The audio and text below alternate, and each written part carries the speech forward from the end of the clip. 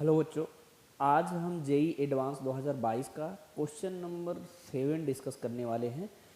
इस पेपर में अभी मैंने 2022 का फिजिक्स का फर्स्ट पेपर डिस्कस कर रहे हैं। ये उन बच्चों के लिए मैं डिस्कस कर रहा हूँ कि जो एवरेज स्टूडेंट हैं, उनका भी सपना है कि मैं एक आईआईटीएंस बनूँ। तो उनके लिए हर वीडियो में मेरा एडवाइस रहता है कि आप इजी और मॉडरेटेड लेवल का क्वेश्चन टॉपिक वाइज प्रैक्टिस करना शुरू कर दें। 100% आपका सिलेक्शन हो जाएगा। जैसे मैं अभी क्वेश्चन अपलोड कर रहा हूँ, जैसे ही टाइम मिल रहा है, आज मैं क्वेश्चन नंबर 7 पे आ गया हूँ। लेकिन क्वेश्चन नंबर 7 भी इजी लेवल में मैं डाल रहा हूँ। अभी बताता हूँ क्यों इजी लेवल में डाल रहा हूँ। अभी तक मुझे कोई मॉडरेटेड या डिफिकल्ट लेवल का क्वेश्चन नहीं दिखा। अगर मुझे दिखेगा तो मैं बताऊंगा कि ये थोड़ा सा टिपिकल क्वेश्चन है बच्चों के लिए। ये इसे इजी लेवल में इसलिए डाल रहा हूँ क्योंकि ना तो इसके कैलकुलेशन टफ हो रहे हैं, न तो इसके कॉन्सेप्ट इतने ब्रॉड हैं या इतने टिपिकल हैं जिसकी थिंकिंग पावर बच्चे की वहां तक ना जा पाए। मेरी बात समझ। इस क्वेश्चन को मैं डिस्कस कर रहा हूं। देखिए इस क्वेश्चन में कह क्या रहा है। इस क्वेश्चन में करा consider N LC circuit with an inductance L equal to 0.1 Henry and capacitance C 10 की power -3 Farad kept on a plane. The area of the circuit is 1 meter square. It is placed in the constant magnetic field of the strength B naught, which is perpendicular to the plane of the circuit at a time t equal to 0. The magnetic field strength starts increasing linearly with B equal to B naught beta t with beta कितना दिया 0.04 tesla पर second. The maximum magnitude of the current in the circuit milliampere. मतलब ये subjective question रहा है। ये क्या है हमारा जेई एडवांस का सब्जेक्टिव क्वेश्चन है।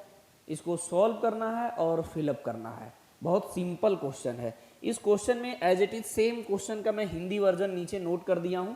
ठीक है, अगर कोई हिंदी मीडियम का भी स्टूडेंट देखता है तो उसको भी प्रॉपरली समझ में आएगा, है ना।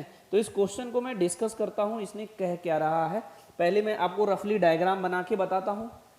फर्स्ट प्रियॉरिटी ये है, क्वेश्चन में आपको अंडरस्टैंडिंग लेवल डेवलप करना पड़ेगा। जिस दिन से आपका understanding power topic wise command बनने लगा, समझ लीजिए आप बिल्कुल राइट वे पे जा रहे हैं और आपका डेफिनेटली सिलेक्शन हो जाएगा। जैसे इस क्वेश्चन में कह रहा है हमारे पास एक एलसी सर्किट है, तो मैं एलसी सर्किट बनाता हूं।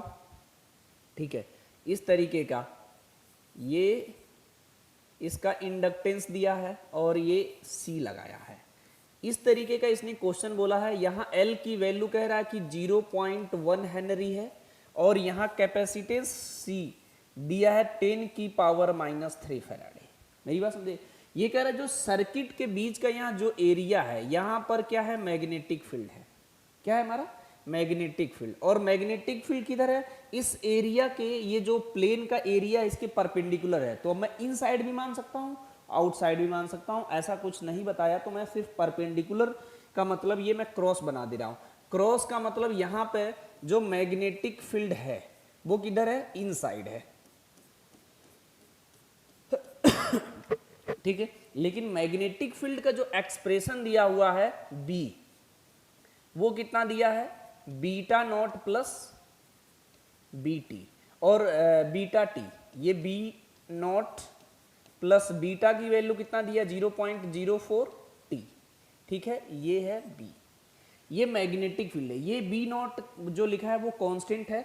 मतलब अगर मैग्नेटिक फील्ड की वैल्यू इंक्रीज हो रही है जैसे जैसे टाइम इंक्रीज हो रहा है, यानी यहां magnetic lines of force increase करेगा तो चेंज इन मैग्नेटिक फ्लक्स आएगा। अगर मैग्नेटिक फ्लक्स चेंज होता है किसी कॉइल से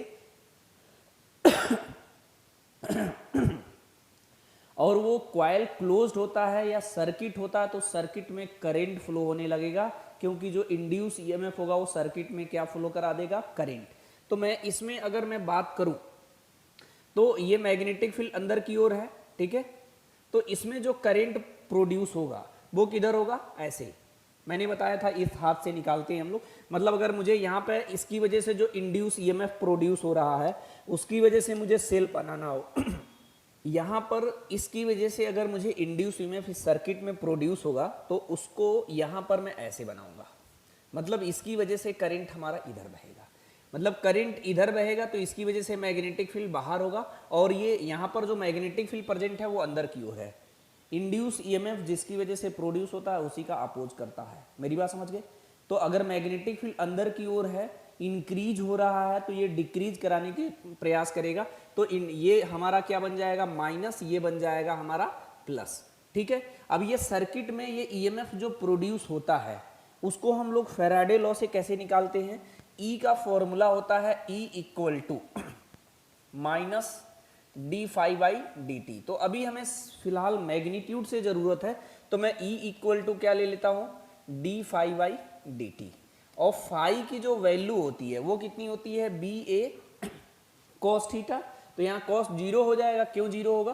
क्योंकि मैग्नेटिक फील्ड का डायरेक्शन उधर है और इस लूप के एक्सेस का भी डायरेक्शन उधर ही है, तो दोनों लाइन एक ही डायरेक्शन में, तो उसके बीच का एंगल जीरो होगा। तो कॉस जीरो की वैल्यू 1 होती है, तो मैं बी ए यूज कर रहा हूं।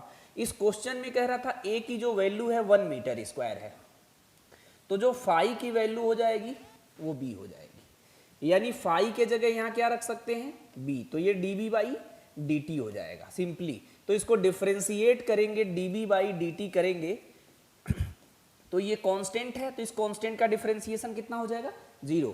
और यहाँ t का डिफरेंशिएशन 1 होगा और मल्टीप्लीकेशन में 0.04 है, तो dv बाई dt की वैल्यू कितनी आ गई, 0.04 वोल्ट आ जाएगा।